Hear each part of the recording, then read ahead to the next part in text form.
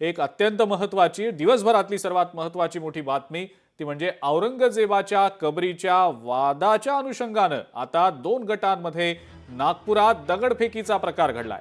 नागपूरच्या महाल परिसरात 2 गटांमध्ये दगडफेक झाली। मोठा तणाव निर्माण झालेला होता।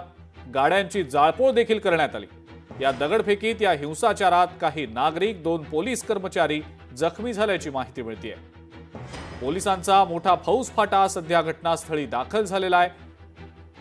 नागपूरच्या महाल परिसरात तणावपूर्ण स्थिती निर्माण झालेली होती। हा तणाव निवळण्याच्या अनुषंगाने शक्य ते सगळे प्रयत्न सध्या पोलीस प्रशासनातर्फे केले जात आहेत। केंद्रीय मंत्री आणि नागपूरचे खासदार नितीन गडकरी यांच्याकडून शांततेचं आवाहन करण्यात आलेलं आहे, तर मुख्यमंत्री देवेंद्र फडणवीस यांनी सुद्धा नागपूरकरांना शांततेचं आवाहन केलंय। नागपूरमध्ये काही अफवा पसरवल्यामुळे धार्मिक तणाव निर्माण होण्याची स्थिती निर्माण झाली आहे। या सर्व परिस्थितीमध्ये नागपूरने नेहमी शांततेचा इतिहास हे नागपूरची विशेषता राहिलेली आहे। माझी सर्व बांधवांना विनंती आहे की त्यांनी कुठल्याही प्रकारच्या अफवांवर विश्वास ठेवू नये, शांतता प्रस्थापित करावी आणि कोणीही रस्त्यावर येऊ नये। सगळ्यांनी कायदा आणि व्यवस्थेला सहकार्य करावं आणि सलोख्याचं आणि सौहार्दाचं वातावरण ठेवण्याची नागपूरची जी परंपरा आहे त्या परंपरेनुरूप आपला व्यवहार करावा।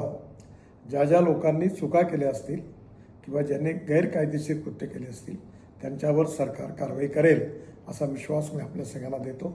सकाळचं जे काही आंदोलन होतं त्या आंदोलनानंतर पोलिसांनी सगळी मध्यस्थी भूमिका निभावली होती, पण बाहेरच्या वस्त्यांमध्ये येऊन महाल परिसरात असेल, बडकस चौक परिसर असेल, याला त्रास देणे, तिथल्या सामान्य नागरिकांना त्रास देणे अशी विदारक स्थिती तिथे आहे। सध्या आता स्थिती कंट्रोलमध्ये आली असं सीपी साहेबांचं म्हणणं आहे। मी आता डीसीपींशी बोलतोय, पण अजूनही मोठ्या प्रमाणात दगडफेक सुरू आहे।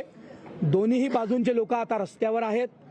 पहिल्यांदा तर मी दोन्ही बाजूंच्या लोकांना, जे त्या वस्त्यांमधले लोक आहेत त्यांना मी विनंती करतोय की आपण शांत राहावं आणि जे लोक जे बाहेरून येऊन त्यांनी दंगल घडवण्याचा प्रयत्न केला त्यांना तात्काळ पोलिसांच्या हवाले करावं, जेणेकरून त्यांना कडक शासन होईल अशी विनंती मी माननीय आमचे मुख्यमंत्री गृहमंत्री माननीय देवेंद्रजींना केली आहे, राज्यमंत्री माननीय पंकज भोयरांना केली आहे आणि निश्चित कारवाई होईल असा मला विश्वास आहे।